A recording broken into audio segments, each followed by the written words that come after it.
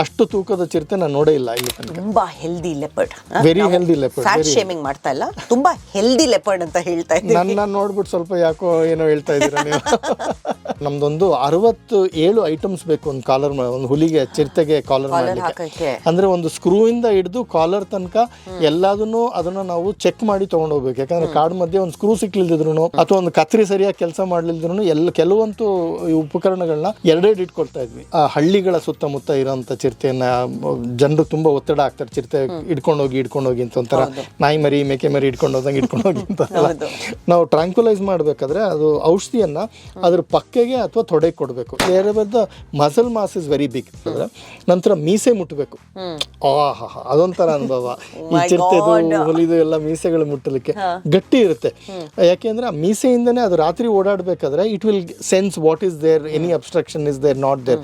It's also part of the sensory organ. ಮೀಸೆ ನಮ್ಗಿಲ್ಲ ಬಿಡಿ, ನಮ್ಮ ಮೀಸೆ ಇದ್ರೂ ಅದರಿಂದ ಹೆಚ್ಚಿಗೆ ಏನು ಸೆನ್ಸರಿ ಆರ್ಗನ್ ಇಲ್ಲ. ಅದು ಬೋನಿನ ಕೇಜ್ ತೆಗೆದು 1-1.5 ಗಂಟೆ ಕತ್ಲಾಗೋಗಿತ್ತು ಅಷ್ಟೊತ್ತಿಗೆ. ರಾತ್ರಿ 7 ಗಂಟೆ ಆಗಿತ್ತು ಅನ್ಸುತ್ತೆ. ಆ ಬೋನಿನ ಕೇಜ್ ತೆಗೆದ್ವಿ. ತೆಗೆದು ಆಚೆ ಬಿಟ್ಟರೆ ಒಳ್ಳೆ ಕುದುರೆ ಓಡೋದಂಗೆ ಓಡೋಯ್ತು ಬೆಂಕಿ.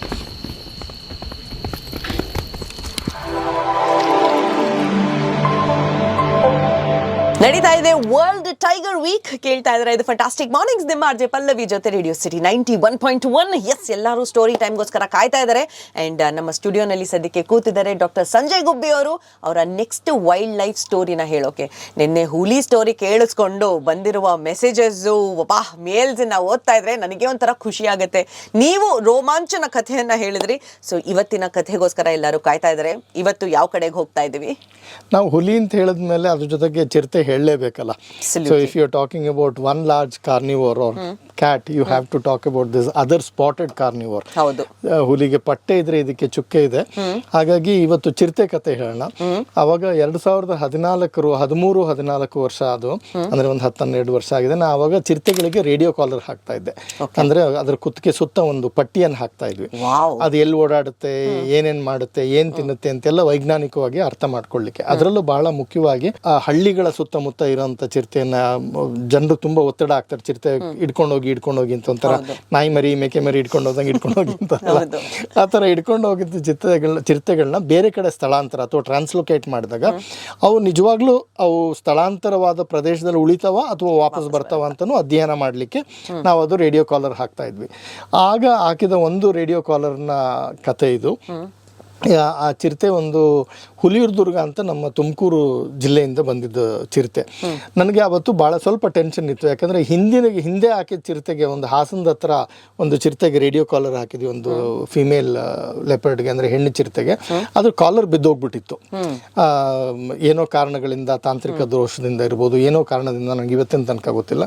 ಹಾಗಾಗಿ ಸ್ವಲ್ಪ ಟೆನ್ಷನ್ ಇತ್ತು, ಮತ್ತೆ ಕಾಲರ್ ಬಿದ್ದೋಗ್ಬಿಟ್ರೆ ಅಂತ. ಅದ್ರ ಮಧ್ಯೆ ಇನ್ನೊಂದು ಚಿರತೆಗೆ ನಾವು ಕಾಲರ್ ಮಾಡುವಾಗ ಆ ಚಿರತೆ ಸತ್ತೋಗಿತ್ತು. ಜನ ಅದಕ್ಕೆ ಹೊಡೆದು ಬಿಟ್ಟಿದ್ರು, ಅದನ್ನ ನಮ್ಗೆ ಹೇಳಿರ್ಲಿಲ್ಲ. ಎಕ್ಸ್ಟರ್ನಲ್ ಇಂಜುರೀಸ್ ಏನೂ ಇರಲಿಲ್ಲ, ಬರೀ ಇಂಟರ್ನಲ್ ಬ್ಲೀಡಿಂಗ್ ಆಗೋಗಿತ್ತು.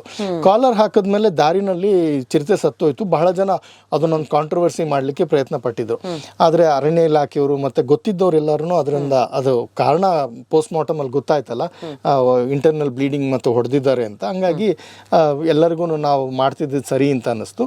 ಹಾಗಾಗಿ 2 ಫೇಲ್ಯೂರ್ ಆಗಿತ್ತಲ್ಲ, ಹಾಗಾಗಿ ಸ್ವಲ್ಪ ನಮಗೂ ಒಂಥರ ಕಾತರತೆ ಇರ್ತದೆ, ಆಂಕ್ಷಿಯಸ್ನೆಸ್ ಇರ್ತದೆ, ಟೆನ್ಷನ್ ಇರ್ತದೆ. ಈ ಚಿರತೆದು ನನಗೊಂದು ಫೋನ್ ಬಂತು. ಕಾವೇರಿ ವನ್ಯಜೀವಿ ಧಾಮದ ಡೆಪ್ಟಿ ಕನ್ಸರ್ವೇಟರ್ ಆಫ್ ಫಾರೆಸ್ಟ್ ಅವರು ಈ ಥರ ಒಂದು ಚಿರತೆ ಹಿಡಿದಿದ್ದಾರೆ ಹುಲಿಯೂರ್ದುರ್ಗದಲ್ಲಿ, ತುಮಕೂರು ಜಿಲ್ಲೆಯಲ್ಲಿ. ನಮ್ಮ ಕಾವೇರಿ ವನ್ಯಜೀವಿ ಧಾಮಕ್ಕೆ ಬಿಡ್ತಾ ಇದ್ದಾರೆ. ಕಾವೇರಿ ಅಂದ್ರೆ ಗೊತ್ತಲ್ಲ ನಿಮಗೆ, ಸಂಗಮ ಮುತ್ತತ್ತಿ ಆ ಪ್ರದೇಶದ್ದು ವನ್ಯಜೀವಿ ಧಾಮಕ್ಕೆ ಕಾವೇರಿ ವನ್ಯಜೀವಿ ಧಾಮ ಅಂತ ಕರೀತಾರೆ. ನಮ್ಮ ರಾಜ್ಯದ ಅತಿ ಸುಂದರ ಪ್ರದೇಶಗಳಲ್ಲಿ ಇದು ಒಂದು. ಅಲ್ಲಿರುವಂತಹ ರಿವರೈನ್ ಫಾರೆಸ್ಟ್ ಅಥವಾ ನದಿ ತಟದ ಕಾಡುಗಳೇನಿದೆ, it's one of the most beautiful forest. ಹಾಗಾಗಿ ಕಾವೇರಿಗೆ ತಂದು ಬಿಡ್ತಾರೆ. ನಮಗೆ ಹಿರಿಯ ಅಧಿಕಾರಿಗಳಿದ್ದಾರೆ, ಹೇಳಿದ್ದಾರೆ ಅದಕ್ಕೊಂದು ಕಾಲರ್ ಹಾಕಿ ಬಿಡಿ ಅಂತ. ಹಂಗಾಗಿ ಬನ್ನಿ ಗುಬ್ಬಿಯವರೇ, ಅದಕ್ಕೆ ರೇಡಿಯೋ ಕಾಲರ್ ಮಾಡಬೇಕು ಅಂತ. ನಾನು ತಕ್ಷಣ ಕಾಲರ್, ನಮ್ದೊಂದು 67 ಐಟಮ್ಸ್ ಬೇಕು ಒಂದು ಕಾಲರ್, ಒಂದು ಹುಲಿಗೆ ಚಿರತೆಗೆ ಕಾಲರ್ ಮಾಡಲಿಕ್ಕೆ. ಅಂದ್ರೆ ಒಂದು ಸ್ಕ್ರೂ ಇಂದ ಹಿಡಿದು ಕಾಲರ್ ತನಕ ಎಲ್ಲದನ್ನು ಅದನ್ನ ನಾವು ಚೆಕ್ ಮಾಡಿ ತಗೊಂಡು ಹೋಗ್ಬೇಕು. ಯಾಕಂದ್ರೆ ಕಾಡು ಮಧ್ಯೆ ಒಂದು ಸ್ಕ್ರೂ ಸಿಕ್ಲಿಲ್ದಿದ್ರು ಅಥವಾ ಒಂದು ಕತ್ರಿ ಸರಿಯಾಗಿ ಕೆಲಸ ಮಾಡ್ಲಿಲ್ದಿದ್ರು ಕೆಲವಂತೂ ಈ ಉಪಕರಣಗಳನ್ನ ಎರಡೆರಡು ಇಟ್ಕೊಳ್ತಾ ಇದ್ವಿ. We use to have 2 sets of equipment, some of the equipment, because it's so critical. ಹಾಗಾಗಿ ಎಲ್ಲ ಚೆಕ್ ಮಾಡಿ ಅದನ್ನ ನಾವು ಉಪಯೋಗಿಸ್ಲಿದ್ರು ವಾರಕ್ಕೊಂದ್ಸಲ ಚೆಕ್ ಮಾಡಬೇಕು. You to be prepared, like you go to ಯಾವಾಗಾದ್ರೂ ಕಾಲ್ ಬರ್ಬೋದು. ಹಾಗಾಗಿ ಹಲಗೂರ್ಗೆ ಹೋದ್ವಿ. ಹಲಗೂರಿನಲ್ಲಿ ಅವರು ತುಮಕೂರಿಂದ ರೇಂಜ್ ಫಾರೆಸ್ಟ್ ಆಫೀಸರ್ ಚಿನ್ನಪ್ಪ ಅಂತ ಹೇಳಿ ಅದನ್ನ ತಗೊಂಬಂದಿದ್ರು ಚಿರತೆನ. ಆಗ್ಲೇ ಚಿರತೆನ ಮುಂದೆ ಕಾಡಿಗೆ ಕಳಿಸ್ಬಿಟ್ಟಿದ್ರು. ಬನ್ನಿ ಊಟ ಮಾಡ್ಕೊಂಡು ಹೊರಡೋಣ ಮೊದಲು ಅಂತ ಹೇಳಿ ಅಲ್ಲೊಂದು ದಾಬಾಗೆ ಹೋದ್ವಿ. ಅದ್ ನೋಡಿದ್ರೆ ಒಂಥರ ಬಹಳ ಕೋಇನ್ಸಿಡೆನ್ಸ್ ಅವತ್ತು. ಆ ದಾಬದ ಹೆಸರು ಸಂಜಯ್ ದಾಬಾ ಅಂತ ಬೇರೆ. ದಾಬದಲ್ಲಿ ಊಟ ಮಾಡ್ಕೊಂಡು ತಕ್ಷಣ ಕಾವೇರಿ ವನ್ಯಜೀವಿ ಧಾಮಕ್ಕೆ ಹೋದ್ವಿ. ಕಾಡು ಹತ್ರ ಒಂದು ಗೇಟ್ ಇತ್ತು. ಗೇಟ್ ಪಕ್ಕ ಚಿರತೆಯನ್ನು ನೆರಳಲ್ಲಿ ಹಾಕಿ ನಿಲ್ಸಿದ್ರು. ಹೋದೆ ನೋಡೋಣ ಚಿರತೆ ಹೆಂಗಿದೆ ಅಂತ ಹೋದ್ರೆ ಇನ್ನೂ ಚಿರತೆ ಆ ಬೋನ್ನ ಮುಚ್ಚಿದ್ರು, ಟಾರ್ಪಲ್ ಎಲ್ಲ ಹಾಕಿ ಮುಚ್ಚಿದ್ರು. ಒಂದು ಟ್ರ್ಯಾಕ್ಟರ್ ಇದು ಜೀಪ್ನಲ್ಲಿ ಇತ್ತದು. ಅದು ಒಂದು 10 ಹೆಜ್ಜೆ ದೂರದಿಂದಾನೇ ಗೊರ್ರನ್ನುತ್ತೆ. ಅದಕ್ಕೆ ಸಪ್ಲ ನಾವು ನಡೆಯೋ ಸಪ್ಲ ಎಲ್ಲ ಶಬ್ದ ಎಲ್ಲ ಕೇಳ್ತಾ ಇತ್ತು ಅನ್ಸುತ್ತೆ. So it was very sensitive. ಹಾಗಾಗಿ ನಾನು ಅದನ್ನು ಜಾಸ್ತಿ ಡಿಸ್ಟರ್ಬ್ ಮಾಡೋಕೆ ಇಷ್ಟ ಇಲ್ಲ ಅಂಥೇಳಿ ಇವಾಗ ನೋಡೋದು ಬೇಡ, ಆಮೇಲೆ ನೋಡ್ಕೊಳ್ಳೋಣ ಅಂದ್ಕೊಂಡು ಸುಮ್ಮನೆ ಆಗ್ಬಿಟ್ಟೆ. ಆಮೇಲೆ ತೊಗೊಂಡೋದ್ವಿ ಕಾವೇರಿನಲ್ಲಿ. ಕಾವೇರಿ ನದಿ ಪಕ್ಕದಲ್ಲಿ ಒಂದು ಪ್ರದೇಶನ ಹುಡುಕಿ ಅಲ್ಲಿ ಅದನ್ನು ಸೆಡೇಟ್ ಮಾಡಿ ಅಥವಾ ಅದಕ್ಕೆ ಟ್ರ್ಯಾಂಕ್ಯುಲೈಸ್ ಮಾಡಿ ಅದಕ್ಕೆ ರೇಡಿಯೋ ಕಾಲರ್ ಹಾಕೋದು ಅಂತ ಪ್ಲಾನ್ ಮಾಡಿದ್ವಿ. ಆ ರೇಡಿಯೋ ಕಾಲರ್ ಹಾಕಲಿಕ್ಕೆ ಅದನ್ನು ಮಲಗಿಸ್ಲಿಕ್ಕೂ ಜಾಗನ ತುಂಬ ಕ್ಲೀನ್ ಮಾಡಬೇಕು ಮೊದಲು. ಯಾಕೆಂದರೆ ಕಲ್ಲು ಮಣ್ಣು ಅಥವಾ ಏನಾದರೂ ಮುಳ್ಳಿದ್ರೆ ಅದು ನರಗಳಿಗೆ ಒತ್ತಡ ಹಾಕಿ ನರಗಳು ಕೆಲಸ ಮಾಡೋದು ನಿಂತು ಹೋಗ್ತದೆ. It can impact the animal a lot. So ಭಾಳ ಪ್ರಿಪ್ರೇಷನ್ ಬೇಕು, ಭಾಳ ಪ್ರಿಕಾಷನ್ಸ್ ಬೇಕು. ಒಂದು ಹುಣಸೆ ಮರದ ಕೆಳಗಡೆ ನಾವೆಲ್ಲ ರೆಡಿ ಮಾಡಿ ನಾನು ಆವಾಗ ಆ ಚಿರತೆಯನ್ನು ನೋಡ್ಲಿಕ್ಕೆ ಹೋದೆ. ನೋಡ್ತೀನಿ ಏನು ಇಷ್ಟು ದಪ್ಪ ಇದೆ ಮುಖ, ಅದ್ರ ಮೈ ಗಾತ್ರ ನೋಡಿದ್ರೆ ಬಹಳ ದೊಡ್ಡ ಚಿರತೆ ಅನ್ನಿಸ್ತು. 5-6 ವರ್ಷ ಆಗಿದೆ, ದೊಡ್ಡ ಗಾತ್ರದ ಚಿರತೆ ಇದು. ಆಮೇಲೆ ಬಹಳ ಒಂಥರ ಯಾರನ್ನ ನೋಡಿದ್ರು ಗರ್ಜಿಸುತ್ತೆ. ಕೆಲವು ಚಿರತೆಗಳು ಆ ಥರ ಇರೋದಿಲ್ಲ. They all have characters. Every individual animals have characters. ಇದು ಮಾತ್ರ ಒಂಥರ ಬಹಳ ಅಗ್ರೆಸಿವ್ ಇತ್ತು. ಬಹಳ ಯಾರನ್ನೂ ಹತ್ರ ಬರ್ಲಿಕ್ಕೆ ಬಿಡ್ತಾ ಇರಲಿಲ್ಲ. ನಂತರ ಸುಜಯ್ ಅಂತ ವೆಟರ್ನೇರಿಯನ್ ನನ್ನ ಜೊತೆ ಯಾವಾಗಲೂ ಕೆಲಸ ಮಾಡೋರು, ತುಂಬ ಚೆನ್ನಾಗಿ ಕೆಲಸ ಮಾಡ್ತಿದ್ದ ಸುಜಯ್. ನಾನು ಹೋಗಿ ಪ್ರಾಣಿದು ಗಾತ್ರ ಎಲ್ಲ ಅದನ್ನ ತೂಕ ಎಷ್ಟಿದೆ ಅಂತೆಲ್ಲ ಅಂದಾಜು ಮಾಡಬೇಕು, ಅದಕ್ಕೆ ಡೋಸೇಜ್ ಕೊಡ್ಲಿಕ್ಕೆ. ಸುಜಯ್ ನಾನು ಹೋಗಿ ಅಂದಾಜು ಮಾಡಿ ಸುಮಾರು ಇದೊಂದು 65 kg ಬರುತ್ತೆ ಸುಜಯ್ ಅಂದ ತಕ್ಷಣ. ಯಾಕಂದ್ರೆ ಚಿರತೆಗಳು ಸಾಮಾನ್ಯ ಗಂಡು ಚಿರತೆ, ಅದು ಗಂಡು ಚಿರತೆಗಳಂದ್ರೆ ಒಂದು 50 kg ಇರ್ತದೆ. 55 kg ಅಷ್ಟು ಆವ್ರೇಜ್ ನಮ್ಮ ದೇಶದಲ್ಲಿ. ಇದು ನೋಡಿದ್ರೆ 65 kg 65 kg ಆಸ್ಪಾಸ್ ಇದೆ ಅಂತ ನಾನು ಮಾತಾಡ್ಕೊಂಡ್ವಿ. ಸರಿ, ಅವ್ರು ಡೋಸ್ ಲೋಡ್ ಮಾಡ್ಕೊಂಡ್ರು. ಟ್ರ್ಯಾಂಕ್ಯುಲೈಸ್ ಗನ್ ತೊಗೊಂಡೋಗಿ ಶೂಟ್ ಮಾಡಕ್ಕೆ ಹೋಗ್ತಾರೆ. ಅದು ಕೋಆಪ್ರೇಟೇ ಮಾಡ್ತಾ ಇಲ್ಲ. ಅಂದ್ರೆ ಒಂದು ಬೋನ್ನ ಒಂದು ಮೂಲೆಯಿಂದ ಇನ್ನೊಂದು ಮೂಲೆಗೆ ನಡ್ಕೊಂಡು ಹೋಗೋದು. ನಾವು ಟ್ರ್ಯಾಂಕ್ಯುಲೈಸ್ ಮಾಡಬೇಕಾದ್ರೆ ಅದು ಔಷಧಿಯನ್ನು ಅದ್ರ ಪಕ್ಕೆಗೆ ಅಥವಾ ತೊಡೆಗೆ ಕೊಡಬೇಕು. You to shoot the animal either on the shoulder or on the thighs, wherever the muscle mass is very big. So it is injected well. ಅದು ಕೋಆಪ್ರೇಟೇ ಮಾಡ್ತಿಲ್ಲ ಒಂಥರ ನೋಡಿ. ಅದಕ್ಕೂ ಅರ್ಥ ಆಗ್ಬೇಕಲ್ವಾ, ಅದಕ್ಕೋಸ್ಕರ ನಾವು ಮಾಡ್ತಾ ಇರೋದು. ಅದನ್ನ ಅರ್ಥ ಮಾಡ್ಕೊಳ್ಳಿಕ್ಕೋಸ್ಕರ ಅದು ಕೋಆಪ್ರೇಟ್ ಮಾಡ್ತಾ ಇಲ್ಲ ಪ್ರಾಣಿ ಅದು. ಸೊ ಇನ್ನೇನು ಮಾಡೋದು, ಗನ್ನಲ್ಲಿ ಆಗೋದಿಲ್ಲ ಅಂತಾಯ್ತು. ನೆಕ್ಸ್ಟ್ ಒಂದು ಜಾಬ್ ಸ್ಟಿಕ್ ಅಂತ ಹೇಳ್ತೀವಿ, ಅದನ್ನ ತಗೊಂಬಂದು ಅದನ್ನ ಲೋಡ್ ಮಾಡಿದ್ವಿ. ಜಾಬ್ ಸ್ಟಿಕ್ ಏನಂದ್ರೆ ಒಂದು ಕೋಲ್ ಥರ ಇರುತ್ತೆ, ಅದರದ ಮುಂದ್ಗಡೆ ಒಂದು ಔಷಧಿಯನ್ನು ಹಾಕಿರ್ತೀವಿ, ಅದನ್ನು ಚುಚ್ಚಬೇಕು ಪ್ರಾಣಿಗೆ. ಅವಾಗ ಕೊನೆಗೆ ಜಾಬ್ ಸ್ಟಿಕ್ನಲ್ಲಿ ಆಯಿತು. ನಾನು ಸುಜಯ್ಗೆ ಹೇಳಿದೆ, ನೀವು ಬೋನ್ ಹಿಂದ್ಗಡೆ ಹೋಗಿ, ನಾನು ಮುಂದ್ಗಡೆ ಅದ್ರದ್ದು ಅಟೆನ್ಷನ್ ನನ್ನ ಕಡೆ ಇರ್ತದೆ, ಅವಾಗ ನೀವು ಜಾಬ್ ಸ್ಟಿಕ್ಕಲ್ಲಿ ಅದನ್ನು ಜಾಬ್ ಮಾಡಿ ಅಂತ. ಅದು ವರ್ಕ್ ಆಯಿತು. ಅದು ನಾನು ನೋಡ್ಕೊಂಡು ನನಗೆಲ್ಲ ಬೈತಾಯಿತ್ತು. ಅದು ಇದು ಏನೇನು ಬೈತಿತ್ತು ಅದೆಲ್ಲ ರೆಕಾರ್ಡ್ ಮಾಡ್ಕೊಂಡಿದ್ರೆ ಇವತ್ತು ಕೋರ್ಟ್ ಕೇಸ್ ಹಾಕ್ಬೋದಿತ್ತು ಅನ್ಸುತ್ತೆ, ಅಷ್ಟೆಲ್ಲ ಬೈದಿದೆ ಅವತ್ತು ನನಗೆ. ಆಮೇಲೆ ಸುಜಯ್ ಟ್ರ್ಯಾಂಕ್ಯುಲೈಸ್ ಮಾಡಿದ್ಮೇಲೆ ನಾವೆಲ್ಲ ದೂರ ಹೋಗಬೇಕು. ಯಾಕೆಂದರೆ ಅದು ನಿಶಬ್ದತೆ ಇರಬೇಕು. ಅದ್ರದ್ದು ಕಿವಿಯಲ್ಲಿ ಶಬ್ದ ಕೇಳಿಸ್ತಾ ಇದ್ರೆ ಪ್ರಪಂಚದಲ್ಲಿ ಆಚೆ ಕಡೆ ಏನು ನಡೀತದೆ, ಬೇಗ ಮಲ್ಗೋದಿಲ್ಲ ಪ್ರಾಣಿ. ಸೊ ಆಮೇಲೆ ಶಬ್ದ ಇರಬಾರ್ದು, ಗಲಾಟೆ ಆಗ್ತಾ ಇರಬಾರ್ದು, ಕಾಲು ಸಪ್ಪಳ ಅದೆಲ್ಲ ಮಾಡಬಾರ್ದು. ಹಾಗಾಗಿ ಎಲ್ಲ ದೂರ ಹೋದ್ವಿ. ಒಂದು 20 ನಿಮಿಷದಲ್ಲಿ ಮಲಗ್ತು ಆ ಚಿರತೆ. ಮಲಗಿದ ಮೇಲೆ ಅದ್ರದ್ದು ಬೋನಿನ ಬಾಗಿಲು ತೆಗೆದು, ಯಾರು ಒಳಕ್ಕೆ ಹೋಗಿ ತಯಾರಿಲ್ಲ, ನಾನೇ ಹೋದೆ ಒಳಕ್ಕೆ. ಅದ್ರದ್ದು ಆಚೆ ಎಳ್ಕೊಂಬಂದು ಅದನ್ನ ಒಂದು ನೆಟ್ ಬರುತ್ತೆ, ಅದನ್ನ ಸ್ಟ್ರೆಚರ್ ಬರುತ್ತೆ, ಅದನ್ನ ಇಟ್ಕೊಳ್ಳಿಕ್ಕೆ. ಅದು ತಗೊಂಡೋಗಿ ಮೊದಲು ತೂಕ ಮಾಡ್ತಿದ್ವಿ. ತೂಕ ಮಾಡಕ್ಕೆ ಹೋಗ್ತೀವಿ. 71.5 kg ಇತ್ತು ಆ ಚಿರತೆ. It was a large male leopard. ನಾನು ನಮ್ಮ ದೇಶದಲ್ಲಿ ತೂಕ ಮಾಡಿರೋ ಎಲ್ಲ ಚಿರತೆಗಿಂತ ಇವತ್ತಿನ ತನಕ ಅದು ರೆಕಾರ್ಡ್. ಅದು ಅಷ್ಟು ತೂಕದ ಚಿರತೆ ನಾನು ನೋಡೇ ಇಲ್ಲ ಇಲ್ಲಿ ತನಕ. ತುಂಬಾ healthy leopard, very healthy leopard. Fat shaming ಮಾಡ್ತಾ ಇಲ್ಲ, ತುಂಬಾ ಹೆಲ್ದಿ ಲೆಪರ್ಡ್ ಅಂತ ಹೇಳ್ತಾ ಇದ್ದೀನಿ. ನನ್ನ ನೋಡ್ಬಿಟ್ಟು ಸ್ವಲ್ಪ ಯಾಕೋ ಏನೋ ಹೇಳ್ತಾ ಇದ್ದೀರಾ ನೀವು. ತುಂಬ ಹೆಲ್ದಿ ಲೆಪರ್ಡ್ ಇದು, ಹೌದು. It was very heavy. Then we took it, ಅದನ್ನು ತೊಗೊಂಡೋಗಿ ಅದ್ರದ್ದು ಎಲ್ಲ ಪ್ರೊಸೀಜರ್ಸ್ ಶುರು ಮಾಡ್ತೀವಿ. ಏನು ಅದಕ್ಕೆ ಮೊದಲು ಕಾಲರ್ ಹಾಕಬೇಕು. ಅವಾಗೇನು ಅಂತ ಹೇಳಿದ್ರೆ ನಂಗೆ ಪ್ರಪಂಚ ಏನು ಗೊತ್ತಾಗೋದಿಲ್ಲ. Your so immerse. ನಮ್ಗೊಂದು 40-45 ನಿಮಿಷ ಟೈಮ್ ಸಿಗುತ್ತೆ ಅಷ್ಟೇ. ಆ ಪ್ರಾಣಿ ಮಲಗಿರೋ ಸಮಯ, ಅದಕ್ಕೆ ವಾಪಸ್ಸು ಜ್ಞಾನ ಬರೋ ತನಕ, ಅರಿವು ಬರೋ ತನಕ. ಹಾಗಾಗಿ 40 ನಿಮಿಷದಲ್ಲಿ ನಾವೆಲ್ಲ ಕೆಲಸ ಮುಗಿಸ್ಬೇಕು. ಅದು ಕಾಲರ್ ಫಿಟ್ ಮಾಡಬೇಕು, ಕಾಲರ್ ಸೈ ಇದೆಯಾ ಇಲ್ವೋ ಅಂತ ನೋಡಬೇಕು, ಕಾಲರ್ ಉದ್ದ ಇದ್ರೆ ಕತ್ತರಿಸ್ಬೇಕು ಅದ್ರದ್ದು ಲೆಂತ್ನ, ಆಮೇಲೆ ಅದ್ರದ್ದು ಹಲ್ಲು, ಕೋರೆ ಹಲ್ಲು, ಕಾಲು, ಮೈಭಾಗ, ಬಾಲ ಎಲ್ಲಾದರೂ ಅಳತೆ ಮಾಡಬೇಕು. ಅದ್ರ ಮೈ ಮೇಲೆ ಏನಾದ್ರು ಹುಳ ಇದೆಯಾ ಅದನ್ನೆಲ್ಲ ಸ್ಯಾಂಪಲ್ ಕಲೆಕ್ಟ್ ಮಾಡಬೇಕು. ಆಮೇಲೆ ರಕ್ತದ ಮಾದರಿ ಸ್ಯಾಂಪಲ್ನ, ಬ್ಲಡ್ ಸ್ಯಾಂಪಲ್ ಕಲೆಕ್ಟ್ ಮಾಡಬೇಕು. ಅದ್ರ ಮಧ್ಯ ಅದ್ರ ಹಾರ್ಟ್ ಬೀಟು ಎಲ್ಲ ಸರಿ ಇದೆಯಾ, ಟೆಂಪ್ರೇಚರ್ ಇದೆಯಾ ಎಲ್ಲ ಸರಿ ಇದೆಯಾ ಚೆಕ್ ಮಾಡಬೇಕು. ಹಂಗಾಗಿ ಎಲ್ಲರಿಗೂ ಒಂದೊಂದು ಕೆಲಸ ಇರುತ್ತೆ. ಬೇರೆ ಏನೂ ಮಾಡೋಂಗಿಲ್ಲ. ಅವರು ಯಾರಾದರೂ ಬರ್ಕೋಬೇಕು ಡೇಟಾ ಅಂದರೆ ಅವ್ರದ್ದು ಕೆಲಸ ಅಷ್ಟೇ. ಅವರು ಸ್ಯಾಕ್ರಿಫೈಸ್ ಮಾಡಬೇಕು, ಚಿರತೆ ಮುಟ್ಟೋದು ಅದೆಲ್ಲ ಮಾಡೋಂಗಿಲ್ಲ, ಅವ್ರು ಅಷ್ಟೇ ಕೆಲಸ ಮಾಡಬೇಕು. ಅದು ನೋಡ್ತೀನಿ, ಅದೆಲ್ಲ ಮಾಡ್ತಾ ಇದ್ದೀವಿ. ಏನೋ ಮಂಗಗಳು ಕೂಗ್ತಾ ಇದ್ದಾವೆ. ತಲೆ ಎತ್ತು ನೋಡಿದ್ರೆ ಮೇಲ್ಗಡೆ ಮಂಗಗಳೊಂದು ಮಂಗದ ಗುಂಪಿದೆ. ಆ ಮಂಗದ ಗುಂಪಿಗೆ ಎಲ್ಲೋ ಚಿರತೆ ಕಾಣಿದೆ. ಆ ಚಿರತೆ ಕಂಡು ಅದು ಬಡ್ಕೋತಾ ಇದ್ದಾವೆ. ಚಿರತೆ ಚಿರತೆ ಚಿರತೆ ಚಿರತೆ ಅಂತ ಕೂಗ್ಕೋತಾ ಇದ್ದಾವೆ. ಅದ್ರ ಮಧ್ಯನೂ ನಾವು ಮಾಡ್ತಾ ಇದೀವಿ. ನನಗೆ ಗೊತ್ತೇ ಆಗ್ತಾ ಇಲ್ಲ ಪ್ರಪಂಚದಲ್ಲಿ ಬೇರೆ ಏನೋ ನಡೀತಾ ಇದೆ, ಅದೊಂದೇ ಕೇಳಿಸ್ತಾ ಇರೋದು ಮಂಗ ಕೂಗ್ತಾ ಇದೆ ಅನ್ನೋದು.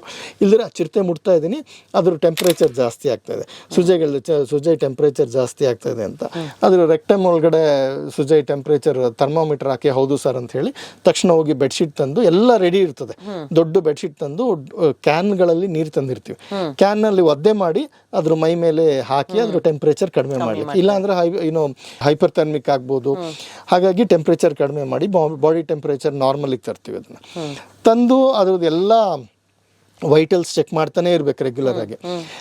ಅದೆಲ್ಲ ಆದಮೇಲೆ ರೇಡಿಯೋ ಕಾಲರ್ ಫಿಟ್ ಮಾಡಿದ್ವಿ. ರೇಡಿಯೋ ಕಾಲರ್ ಅದು ಸರಿಯಾಗಿ ಕೂತಿದೆಯೋ ಇಲ್ವೋ ಅಂತೇಳಿ ಅದ್ರ ಕುತ್ತಿಗೆಯಿಂದ ಆಚೆ ತೆಗಿಲಿಕ್ಕೆ ನಾವೇ ಪ್ರಯತ್ನ ಪಡ್ತೀವಿ. ಆಗ್ತಾ ಇಲ್ಲ, ಎಲ್ಲ ಚೆನ್ನಾಗಿದೆ. ಅದಾದಮೇಲೆ ಅದ್ರದ್ದು ಕೋರೆ ಹಲ್ಲುಗಳನ್ನ ನಾವು ಅಳತೆ ಮಾಡಬೇಕು. ಕೋರೆ ಹಲ್ಲು ಅಳತೆ ಮಾಡೋಣ ಅಂತ ನಾನು ಅದ್ರದ್ದು ಬಾಯಿ ತೆಗಿತೀನಿ. ಬಾಯಿ ತೆಗೆದು ಕೈ ಹಾಕ್ಬಿಟ್ಟಿದ್ದೀನಿ. ನಾನು ಕ್ಯಾಲಿಪರ್ಸ್ ಇಟ್ಕೊಂಡು ಅದನ್ನು ಅಳತೆ ಮಾಡಬೇಕು. ಮುಚ್ಚಿಬಿಡೋದ ಬಾಯಿನ ಅಲ್ವಾ? ಅದು ಅರೆ ಜ್ಞಾನ ಪರಿಸ್ಥಿತಿಯಲ್ಲೂ ಬಾಯಿ ಮುಚ್ಚಿಬಿಡ್ತು. ಆದರೆ ಸದ್ಯ ನನಗೇನು ಕೈಗೇನು ಗಾಯ ಆಗಲಿಲ್ಲ. ಆದ್ರೆ ಮತ್ತೆ ಬಾಯಿ ತೆಗೆದು ಅದ್ರದ್ದು ಎರಡೂ ಕಡೆ ಅಳತೆ ಮಾಡಿ ಕೋರೆ ಹಲ್ಲನ್ನು, ಅದು ಕೋರೆ ಹಲ್ಲದು ಬಣ್ಣ ನೋಡಿದ್ರು ಹೇಳ್ಬೋದು ಅಂದಾಜು ವಯಸ್ಸು ಎಷ್ಟಾಗಿದೆ ಅಂತ. ಆಗಲೇ ಆ ಚಿರತೆಗೆ ಹಳದಿ ಆಗೋಗಿತ್ತು. ಚಿಕ್ಕ ಚಿರತೆ ಅಷ್ಟು ವಯಸ್ಸಾಗಿಲ್ದ ಚಿರತೆ ಹುಲಿಗಳಿಗೆಲ್ಲ ಬಿಳಿ ಬಣ್ಣ ಇರುತ್ತೆ, ಪರ್ಲ್ ಮುತ್ತಿನ ತರ ಇರುತ್ತೆ ಹಲ್ಲುಗಳು. ನಿಮ್ದು ಹೆಂಗಿದೆ ನಮ್ದು ಹೆಂಗಿದೆಯೋ ಗೊತ್ತಿಲ್ಲ. ಬೇಡಪ್ಪ ಮಾತಾಡೋದು. ಅವಕ್ಕೆ ಕೋಲ್ಗೇಟ್ ಏನೂ ಇಲ್ಲ, ಯಾವುದೇ ಟೂತ್ ಪೇಸ್ಟ್ ಇಲ್ದಿದ್ರು ಸಹ ಚಿಕ್ಕ ಮರಿಗಳಿಗೆ ಅಥವಾ 2-3 ವರ್ಷದ ತನಕ ಒಳ್ಳೆ ಮುತ್ತಿನ ತರ ಬೆಳ್ಳಗಿರುತ್ತೆ. ವಯಸ್ಸಾಗ್ತಾ ಕೆಲವು ಸಲ ಚಿಪ್ಪಾಗಿರುತ್ತೆ, ಅಂದ್ರೆ ಸ್ವಲ್ಪ ಭಾಗ ಮುರಿದಿರುತ್ತೆ ಹಲ್ಲು. ನಂತರ ಹಲ್ಲಿನ ಬಣ್ಣ ಹಳದಿ ಆಗ್ಲಿಕ್ಕೆ ಪ್ರಾರಂಭ ಆಗುತ್ತೆ, ಹಲ್ಲಿನ ಮೇಲೆ ಗೆರೆಗಳು ಬರ್ಲಿಕ್ಕೆ ಪ್ರಾರಂಭ ಆಗುತ್ತೆ. ಸೊ ಇದಾಗಲೇ ತುಂಬಾ ಸ್ವಲ್ಪ ಹಳದಿ ಆಗೋಗಿತ್ತು, ಮತ್ತೆ ಗೆರೆಗಳೆಲ್ಲ ಬಂದಿತ್ತು. ನಾನು ಅನ್ಕೊಂಡೆ ಹೌದು 5-6 ವರ್ಷ ಆಗಿದೆ ಅಂತ. ಆದ್ರೆ 4 ಕೋರೆ ಹಲ್ಲುಗಳು ತುಂಬಾ ಚೆನ್ನಾಗಿದ್ವು. ಅಂದ್ರೆ it was a very healthy animal. It could catch any kind of prey. ಮತ್ತೆ ಇನ್ಸೈಸರ್ಸ್ ಅಂತ ಹೇಳ್ತೀವಿ. ಇನ್ಸೈಸರ್ಸ್ ಅಂತ, ಅದು ನಮ್ಮ ದವಡೆ ಹಲ್ಲುಗಳಿದಾವಲ್ಲ ಆ ತರ ಹಲ್ಲುಗಳು. ಅದು ಕೋರೆ ಹಲ್ಲಾದ್ರೆ ಅದು ಪ್ರಾಣಿಯನ್ನ ಸಾಯಿಸ್ಲಿಕ್ಕೆ ಉಪಯೋಗಿಸುತ್ತೆ, ಅದು ಸ್ಟ್ರಾಂಗ್ಯುಲೇಟ್ ಮಾಡ್ಲಿಕ್ಕೆ. ಇನ್ಸೈಸರ್ ಏನು ಅಂದ್ರೆ ಮಾಂಸನ ಕತ್ತರಿಸ್ಲಿಕ್ಕೆ. ಸೊ ದೇರ್ ಲೈಕ್ ಒಂಥರ ಒಂಥರ ಸ್ವಿಸ್ ನೈಫ್ ಅಲ್ಲಿ ನೀವು ನೋಡಿದ್ರೆ ಸಿಗುತ್ತೆ. ಅದು ಒಂಥರ ಶಿಖರದ ತರ, ಅಂದ್ರೆ ಮೌಂಟೇನ್ ಪೀಕ್ ತರ ಇರುತ್ತೆ ಅದು ಹಲ್ಲುಗಳೆಲ್ಲ. ರಿಡ್ಜ್ ನೈಫ್ ತರ ಇರುತ್ತೆ. ಎಕ್ಸಾಕ್ಟ್ಲಿ ರೈಟ್, ಆ ತರ ಇರುತ್ತೆ. ಅದನ್ನ ಕತ್ತರಿಸಬಹುದು, ಅದು ಒಂದು ತುಂಡು ಮಾಡ್ಲಿಕ್ಕೆ ಆಗೋಷ್ಟು. ಅದನಂತರ ಅದನ್ನೆಲ್ಲ ಅಳತೆ ಮಾಡಿದ್ವಿ. ಅದನಂತರ ನಾನು ನೋಡೋದೇನು ಅಂತ ಹೇಳಿದ್ರೆ ಅದ್ರದ್ದು ನಾಲಿಗೆ ಒಳ್ಳೆ ಬಹಳ ರಫ್ ಇರ್ತದೆ. ಯಾಕೆಂದ್ರೆ ಅದು ಪ್ರಾಣಿಗಳ ಚರ್ಮದ ಮೇಲೆ ಇರುವಂತ ಇದು ಕೂದಲನ್ನೆಲ್ಲ ತೆಗಿಬೇಕಲ್ಲ. ಸೊ ಇಟ್ಸ್ ಕಾಲ್ಡ್ ಅದನ್ನ ತೆಗಿಲಿಕ್ಕೆ ಒಂಥರ ಹುಕ್ ಶೇಪ್ ನಲ್ಲಿ ಬಾರ್ಬ್ಯೂಲ್ಸ್ ಇರುತ್ತೆ. ಅದಕ್ಕೆ ಅದನ್ನ ನೆಕ್ಕಿದ್ರೆ ಅದು ಎಲ್ಲ ತೆಗಿಬೇಕು. ಎಷ್ಟು ರಫ್ ಇರ್ತದೆ ಅಂತ ಹೇಳಿದ್ರೆ ನಂತರ ಮೀಸೆ ಮುಟ್ಟಬೇಕು. ಅದೊಂಥರ ಅನುಭವ. ಈ ಚಿರತೆದು ಹುಲಿದು ಎಲ್ಲ ಮೀಸೆಗಳು ಮುಟ್ಟಲಿಕ್ಕೆ ಗಟ್ಟಿ ಇರುತ್ತೆ. ಯಾಕೆಂದ್ರೆ ಆ ಮೀಸೆಯಿಂದನೇ ಅದು ರಾತ್ರಿ ಓಡಾಡ್ಬೇಕಾದ್ರೆ it will sense what is there, any obstruction is there, not there. It's also part of the sensory organ. ಮೀಸೆ ನಮ್ಗಿಲ್ಲ ಬಿಡಿ, ನಮ್ಮ ಮೀಸೆ ಇದ್ರೂ ಅದರಿಂದ ಹೆಚ್ಚಿಗೆ ಏನು ಸೆನ್ಸರಿ ಆರ್ಗನ್ ಇಲ್ಲ. ನಾವು ಹೋಗಿ ತುಂಬಾ ಹತ್ರಕ್ಕೆ ಹೋಗ್ಬೇಕು ಮುಟ್ಟಬೇಕು ಅಂತ ಹೇಳಿದ್ರೆ. ಆದ್ರೆ ಪ್ರಾಣಿಗಳಲ್ಲಿ ಅಂಥದ್ದು ಕ್ಯಾಟ್ಸ್ಗೆ sensory whiskers are also part of sensory organ. ಮತ್ತೆ ಇತ್ತೀಚಿನ ದಿನಗಳಲ್ಲಿ ಹೊಸ ವಿಜ್ಞಾನ ಏನು ಹೇಳುತ್ತೆ ಅಂದ್ರೆ ಆ ಮೀಸೆಯನ್ನ ಕತ್ತರಿಸಿದ್ರೆ ನೀವು ಅದು ಏನ್ ತಿಂದಿದೆ ಅಂತಾನು ಸಹ ಕಂಡುಹಿಡಿಬಹುದು. There are a lot of fascinating things. So ಇದೆಲ್ಲ ಆಯಿತು, ರೇಡಿಯೋ ಕಾಲರ್ ಹಾಕಿದ್ವಿ. ರೇಡಿಯೋ ಕಾಲರ್ ಹಾಕಿದ ಮೇಲೆ ಅದನ್ನು ಮತ್ತೆ ರಿವೈವ್ ಮಾಡ್ತೀವಿ. ರಿವೈವ್ ಮಾಡುವಾಗ ಅದಕ್ಕೊಂದು ಔಷಧಿ ಕೊಡ್ತೀವಿ. ಅದಕ್ಕಿಂತ ಮುಂಚೆ ಬೇರೆ ಎಲ್ಲ ಪ್ರೊಸೀಜರ್ ಮುಗ್ದಿತ್ತು. ನನಗೆ ಅದೇನೋ ಆ ಪ್ರಾಣಿ ಕಂಡ್ರೆ ಭಾಳ ಅಟ್ಯಾಚ್ಮೆಂಟ್ ಬಂದ್ಬಿಡ್ತಿತ್ತು. ಕೊನೆಯ ಸಲ ಇನ್ನು ಮತ್ತೆ ಆ ಪ್ರಾಣಿನ ನನ್ನ ಜೀವನದಲ್ಲಿ ಮುಟ್ಟೋದಕ್ಕಾಗೋದಿಲ್ಲ, ಯಾಕಂದರೆ ಒಂದ್ಸಲ ಕಾಲರ್ ಮಾಡಿ ರಿವೈವ್ ಮಾಡಿ ಪ್ರಾಣಿ ಬಿಟ್ಟ ಮೇಲೆ ಅಂತೇಳಿ ಮತ್ತೆ ಇನ್ನೊಂದ್ಸಲ ಅದು ಮೈನ ಸಂಪೂರ್ಣವಾಗಿ ಸವರದೆ ಅದನ್ನು. ಅದೇನೋ ಒಂಥರ ರೋಮಾಂಚನ ಅವಾಗ. ಅದು ತುಂಬ ಸ್ಮೂತ್ ಆಗಿರೋದು, ಹೆಲ್ದಿ ಅನಿಮಲ್ ಅಲ್ಲ, the fur was in very great condition. ಒಂದ್ಸಲ ಚೆನ್ನಾಗಿ ಅದನ್ನು ಸವರಿ ನಂತರ ರಿವೈವಲ್ ಡ್ರಗ್ ಕೊಟ್ಟು ಅದನ್ನು ವಾಪಸ್ ಬೋನಿಗೆ ಹಾಕಿದ್ವಿ. ಬೋನಿಗೆ ಹಾಕಿದ್ಮೇಲೆ ನಂತರ ಅದು ಎಚ್ಚರ ಆಗೋಕೆ ಸುಮಾರು ಒಂದು ಗಂಟೆ ಆಯಿತು. To be very stable on its feet. ಅವಾಗಲೇ ಮಾತ್ರ ನಾವು ರಿಲೀಸ್ ಮಾಡೋದು, ಮುಂಚೆನೆ ಬಿಡೋದಿಲ್ಲ, ಯಾಕಂದ್ರೆ ಬೇರೆ ಪ್ರಾಣಿ ಬಂದು ಅದ್ರ ಜೊತೆ ಜಗಳ ಆಡ್ಬೋದು. ಅದು ಬೋನಿನ ಕೇಜ್ ತೆಗೆದು ಒಂದೂವರೆ ಗಂಟೆ ಕತ್ಲಾಗೋಗಿತ್ತು ಅಷ್ಟೊತ್ತಿಗೆ, ರಾತ್ರಿ 7 ಗಂಟೆ ಆಗಿತ್ತು ಅನ್ಸುತ್ತೆ. ಆ ಬೋನಿನ ಕೇಜ್ ತೆಗೆದ್ವಿ. ತೆಗೆದು ಆಚೆ ಬಿಟ್ಟರೆ ಒಳ್ಳೆ ಕುದುರೆ ಓಡೋದಂಗೆ ಓಡೋಯ್ತು ಬೆಂಕಿ. ಬಿಟ್ವಿ ಅದನ್ನು. ನಂತರ ಅದನ್ನು ಟ್ರ್ಯಾಕ್ ಮಾಡಬೇಕಲ್ಲ, ಅದು ರೇಡಿಯೋ ಕಾಲರ್ ಹಾಕಿದ್ವಿ, ಆ್ಯಂಟೆನಾ ಇರುತ್ತೆ. ಆವತ್ತಿನ ದಿವಸ ಬಿಟ್ವಿ. ಮಾರನೇ ದಿವಸ ಬೆಳಗ್ಗೆ 6 ಗಂಟೆಗೆ ಒಂದು ಬೆಟ್ಟದ ಮೇಲೆ ಎದ್ದು ಹೋಗಿ ನಿಂತ್ಕೊಂಡು ನಾನು ಸಿಗ್ನಲ್ಗಳನ್ನ ಚೆಕ್ ಮಾಡಿದ್ರೆ ನಾವು ಎಲ್ಲಿ ಬಿಟ್ಟಿದ್ವಿ ಅಲ್ಲೇ ಇದೆ ಆ ಪ್ರಾಣಿ, ಮುಂದೆ ಹೋಗೇ ಇಲ್ಲ. ನನಗೆ ಹೆದರಿಕೆ ಆಗೋಕ್ಕೆ ಶುರು ಆಯಿತು, ಪ್ರಾಣಿಗೇನಾರು ಹೆಚ್ಚು ಕಡಿಮೆ ಆಯಿತಾ ಅಂತ. ನೋಡಿದ್ರೆ ಸಿಗ್ನಲ್ಲು ಮೂಮೆಂಟೇ ಇಲ್ಲ. ಮತ್ತೆ ಮಧ್ಯಾಹ್ನ ಚೆಕ್ ಮಾಡ್ತೀನಿ, ಮೂಮೆಂಟ್ ಇಲ್ಲ. ಅದು ಎಲ್ಲಿ ಬಿಟ್ಟಿದ್ವಿ ಅದೇ ಜಾಗದಲ್ಲಿ ಇದೆ. ನನಗೆ ಬಹಳ ಹೆದರಿಕೆ ಆಯಿತು, ಇನ್ನೇನಾಯಿತು ಈ ಪ್ರಾಣಿಗೂ ಏನಾಯಿತು ಅಂತ ಹೇಳಿ. ಯಾಕೆಂದರೆ ಅದು ಸಿಗ್ನಲಲ್ಲಿ ಗೊತ್ತಾಗುತ್ತೆ ನಮಗೆ, ನಮ್ಮ ಇಯರ್ಫೋನ್ಸಲ್ಲಿ ಸಿಗ್ನಲಲ್ಲಿ ಫ್ರೀಕ್ವೆನ್ಸಿ ಆಫ್ ದಟ್ ಬೀಪ್, ಒಂದು ಬೀಪ್ಗೆ ಇನ್ನೊಂದು ಬೀಪ್ಗೆ ಇರೋ ವ್ಯತ್ಯಾಸದ ಸಮಯದ ನೋಡಿ ನಾವು ಹೇಳ್ಬೋದು ಪ್ರಾಣಿ ಮೂವ್ಮೆಂಟ್ ಅಲ್ಲಿಗೆ ನಡೀತಾ ಇದೆಯೋ ಅಥವಾ ಒಂದೇ ಜಾಗದಲ್ಲಿ ಇದೆಯೋ ಅಂತ. ಅದ್ರ ಮಾರನೇ ದಿವಸ ಅಲ್ಲಿ ಹಲಗೂರ್ಗೆ ಹೋಗಿ ಬೆಳಗ್ಗೆ ಒಂಚೂರು ದೋಸೆ ತಿಂದು ವಾಪಸ್ ಬಂದು ಚೆಕ್ ಮಾಡಿದ್ರೆ ಆವಾಗ ನೋಡಿದ್ರೆ ಮೂವ್ಮೆಂಟ್ ಆಗಿತ್ತು ಪ್ರಾಣಿದು. ನನಗೆ ಆವಾಗ ಬಹಳ ಸಂತೋಷ ಆಯಿತು, ರಿವೈವ್ ಆಗಿದೆ ಅಂತ. ಅದು ನಮ್ಮ ಮುಂದೆ ಆ ಪ್ರಾಣಿ ಓಡೋಗಿದ್ದು ಚಿರತೆ ಏನು ಒಳ್ಳೆ ಕುದುರೆಲಿ ಓಡೋದಂಗೆ ಓಡೋಯ್ತು. ಅಲ್ಲೇ ಸುಮಾರು 20 ಮೀಟರ್ ದೂರದಲ್ಲಿ ಹೋಗಿ ಮಲ್ಕೊಂಡಿದೆ. ಏನು ಹೇಳ್ತೀರಾ ಅದಕ್ಕೆ? ಆಮೇಲೆ ಹೋಗಿ ಚೆಕ್ ಮಾಡಿದ್ರೆ ಅಲ್ಲೇ 20 ಮೀಟರ್ ದೂರದಲ್ಲಿ ಮಲಗಿತ್ತು. ಆಮೇಲೆ 36 ಗಂಟೆ ಆದಮೇಲೆ ಅದು ನಡಿಲಿಕ್ಕೆ ಶುರು ಆಯಿತು. ಆವಾಗ ನಾನು ಪ್ರಾರಂಭ ಮಾಡಿದ್ದು ಟ್ರ್ಯಾಕ್ ಮಾಡಲಿಕ್ಕೆ. ಸುಮಾರು 6 ತಿಂಗಳು ನನಗೆ ಡೇಟಾ ಕೊಡ್ತು, ಎಲ್ಲಿದೆ ಅದು. ಎಷ್ಟು ಆಶ್ಚರ್ಯಕರವಾದ ದತ್ತಾಂಶ ಕೊಡ್ತು, ಡೇಟಾ ಕೊಡ್ತು ಅಂತ ಹೇಳಿದ್ರೆ, we always think tigers have large home ranges, leopards have very small home ranges. ಆದರೆ ಈ ಚಿರತೆಗೆ 140 ಚದರ ಕಿಲೋಮೀಟರ್ ಅಷ್ಟು ಹೋಮ್ ರೇಂಜ್ ಇತ್ತು. 140 ಚದರ ಕಿಲೋಮೀಟರ್ ಅಂದರೆ ಬೆಂಗಳೂರಿನ 25% ಭಾಗ. One leopard. Wow. 25% of Bangalore city's area was ruled by one large leopard. This large leopard. ಬೆಟ್ಟ ಗುಡ್ಡ ಹತ್ತೋದು, ಇಳಿಯೋದು, ಸೋಲಿಗೆರೆಗೆ ಹೋಗೋದು, ಉಂಬ್ಳಿ ಬೆಟ್ಟಕ್ಕೆ ಹೋಗೋದು, ಉಳ್ಳಿಬೋರೆಗೆ ಆಗೋದು, ಇಂಥ ಎಲ್ಲ ಪ್ರದೇಶಗಳಲ್ಲಿ ಓಡಾಡಿ ನನಗೆ 6 ತಿಂಗಳು it gave me a lot of good data. ಆದರೆ ಅವತ್ತು 3ನೇ ದಿವಸ ಆದಮೇಲೆ ನಾನು ವಾಪಸ್ಸು ಊರಿಗೆ ಬಂದೆ. ಊರಿಗೆ ಬಂದವನು ಎಲ್ಲ ನಮ್ಮ ಎಕ್ವಿಪ್ಮೆಂಟ್ ಕ್ಲೀನ್ ಮಾಡೋದು, ಎಲ್ಲ ನಮ್ಮ ಫೋಟೋ ಸಾರ್ಟ್ ಮಾಡ್ತಾ ಇದ್ದಾಗ ನನ್ನ ಮಗ ಬಂದ, ನಿನಾದ ಅಂತ ನನ್ನ ಮಗನ ಹೆಸರು. ಅವನಿಗೆ ಅವಾಗ ಒಂದು 4 ವರ್ಷ ಇತ್ತು ಅನ್ಸುತ್ತೆ, 4 ವರ್ಷ ಬಂದ. ಅದು ಏನನ್ಸ್ತು ಆ ಚಿರತೆದು, ಅವನು ವಿಡಿಯೋ ನೋಡ್ಬಿಟ್ಟು ಏನು ಇದ್ರ ಹೆಸರು, ನಾನು ಇದಕ್ಕೆ ಹೆಸರು ಕೊಡಬೇಕು ಅಂತ, ಏನಪ್ಪ ಹೆಸರು ಇಡ್ತೀಯ ಅದಕ್ಕೆ ಅಂದ್ರೆ ಬೆಂಕಿ ಅಂತ ಹೆಸರಿಟ್ಟ ನೋಡಿ. ಅದೇನೋ it was matching that animal. It was a very aggressive animal. It was beautiful. It had all the elements of a fire and Ninad called it as Benki. And even today Benki gave me 6 months of data. ಅದಾದ್ಮೇಲೆ 3 ವರ್ಷ ನಮ್ಮ camera trap ನಲ್ಲಿ ಸಿಗ್ತಾ ಇತ್ತು. It was a very large male ruling that area. ಆಮೇಲೆ 2020ರಲ್ಲಿ ನಮ್ಮ camera trap ನಲ್ಲೂ ಬರೋದು ನಿಂತೋಯ್ತು. ಬಹುಶಃ ಅವಾಗ ನನ್ಗೆ ಒಂದು ವರ್ಷ ಮತ್ತೆ ಕ್ಯಾಮ್ರಾ ಟ್ರ್ಯಾಪ್ ಮಾಡಿದಾಗ ಸಿಗ್ಲೇ ಇಲ್ಲ ಎಲ್ಲೂ. ಅವಾಗ ನನ್ಗೆ ಅನಿಸ್ತು, ಭಾಳ ಬೇಜಾರು ಕೂಡ ಆಯಿತು. ಯಾವುದೋ ಬೇರೆ ಯಂಗ್ಸ್ಟರ್ ಚಿರತೆ ಅಥವಾ ಒಂದು ಹೊಸ ಚಿರತೆ ಬಂದು ಬೆಂಕಿಯನ್ನು ಆ ಜಾಗದಿಂದ ಸ್ಥಳ ಪಲ್ಲಟ ಮಾಡಿಬಿಟ್ಟಿದೆ. ಅಂದರೆ it has taken over that home range of Benki. So I was feeling very down, Benki ಇಲ್ಲಲ್ಲ ಇನ್ನ ಅಂತ. But it's part of nature ನೋಡಿ. Benki was a very aggressive, a very beautiful leopard which ruled that area for a very long time, and I'm sure it mated with several females. It has its offsprings today. ಅದರ ಮರಿಗಳು ಇವತ್ತೂ ಇದೆ ಖಂಡಿತ. ಆದರೆ ಆ ಬೆಂಕಿ ಅಂತ ನಾನು ಚಿರತೆ ಮತ್ತೆ ನೋಡಿಲ್ಲ ನೋಡಿ. ಅದರದ್ದು ಕಣ್ಣು ಇರ್ಬೋದು, ಅದ್ರ ಬಾಡಿ ಸೈಜು, ಅದ್ರದ್ದು ಕ್ಯಾರೆಕ್ಟರೇ ಬೇರೆ ಥರ ಇತ್ತು. ಒಂಥರ ನಮ್ಮ ಅಂಬರೀಷ್ ಅಣ್ಣವ್ರ ಥರ ಕ್ಯಾರೆಕ್ಟರ್ ಅದು ಸ್ವಲ್ಪ. ಅದು ರೆಬೆಲ್ ಸ್ಟಾರ್ ಅವ್ರ ಅವ್ರ ತರ ಕ್ಯಾರೆಕ್ಟರ್ ಅದು. ನೀವು ನಾಗರ ಹಾವು ಪಿಕ್ಚರ್ ಜ್ಞಾಪಿಸ್ಕೊಂಡ್ರೆ ಆ ತರ ಒಂಥರ ಏನೋ ಒಂದು ರೆಬೆಲ್ ಕ್ಯಾರೆಕ್ಟರ್ ಅದು. ಹಾಗಾಗಿ ಬೆಂಕಿ ನಾನು ಇವತ್ತಿನ ಸಹ ಮರೀಲಿಕ್ಕೆ ಆಗೋದಿಲ್ಲ. ನಾನು ಒಂದು ಶಾಲೆಗೆ ಬಂದ ಚಿರತೆ ಮತ್ತು ಇತರ ಕಥೆಗಳು ಅಂತ ಒಂದು ಪುಸ್ತಕ ಬರ್ದಿದ್ದೀನಿ. ಅದ್ರೊಳಗೆ ಬೆಂಕಿದು ಒಂದು ಚಾಪ್ಟರ್ ಇದೆ ಸಂಪೂರ್ಣವಾಗಿ ಇಂಗ್ಲಿಷ್ ನಲ್ಲಿ. ಲೆಪರ್ಡ್ ಡೈರೀಸ್ ಪುಸ್ತಕದಲ್ಲೂ ಸಹ one of the most popular chapter is about Benki. Lot of readers write to me, ನಿಮ್ ಲೆಪರ್ಡ್ ಡೈರೀಸ್ ಅಲ್ಲಿ the chapter on Benki is been fascinating ಅಂತ. But that story itself was like that. So Benki is another part of my life. Never forgotten Benki. I don't think I will forget. ನನ್ನ ಜೀವನದ ಪರ್ಯಂತ ಬೆಂಕಿಯ ಮತ್ತೆ ಅದು ಕೊಟ್ಟಂತ ವೈಜ್ಞಾನಿಕ ವಿಚಾರಗಳು ಅದು ಹೋಗ್ಲೇ ಇಲ್ಲ ವಾಪಸ್ಸು. ಹುಲಿದುರ್ಗದಿಂದ ಇಟ್ಕೊಂಡ್ ಬಂದಿದ್ದು ಕಾವೇರಿಯಲ್ಲಿ ಸ್ಥಳಾಂತರ ಮಾಡಿದ್ರೆ ಅಲ್ಲೇ ಇದ್ದಿದ್ದು, ಸಾಯೋ ತನಕನೂ ಅಲ್ಲೇ ಇತ್ತು. ಯಾವಾಗ ಸಾಯ್ತು ನನಗೆ ಗೊತ್ತಿಲ್ಲ, ಆದ್ರೆ ಐ ವಿಲ್ ಆಲ್ವೇಸ್ ರಿಮೆಂಬರ್ ಬೆಂಕಿ ಇನ್ ಮೈ ಲೈಫ್. ಫ್ಯಾಂಟಾಸ್ಟಿಕ್. ಸೊ ಬೆಂಕಿಯ ಸ್ಟೋರಿನ ಕೇಳಿಸ್ಕೊಂಡು ಐ ಆಮ್ ಶೋರ್ ಎಲ್ಲರೂ ಇವಾಗ ಡಾಕ್ಟರ್ ಸಂಜಯ್ ಗುಬ್ಬಿ ಬರೆದಿರುವ ಬುಕ್ಸ್ ಬಗ್ಗೆ ಯೋಚನೆ ಮಾಡ್ತಾ ಇದ್ದೀರಾ ಅಂತ. ಎಸ್, ಆ ಬುಕ್ಗಳ ಬಗ್ಗೆ ಎಲ್ಲ ಇನ್ಫಾರ್ಮೇಶನ್ ನಿಮಗೆ ನಮ್ಮ ಇನ್ಸ್ಟಾಗ್ರಾಮ್ ಪೇಜಲ್ಲೇ ಸಿಗುತ್ತೆ. ಸೊ ಕೇಳ್ತಾನೆ ಇರಿ ಇದು ಫ್ಯಾಂಟಾಸ್ಟಿಕ್ ಮಾರ್ನಿಂಗ್ಸ್. ನಾನು ನಿಮ್ಮ ಇಂಥ ಹೆಚ್ಚಿನ ಕಾಂಟೆಂಟ್ಗಳಿಗೆ ಸಬ್ಸ್ಕ್ರೈಬ್ ಆಗಿ radio city Kannada YouTube channel.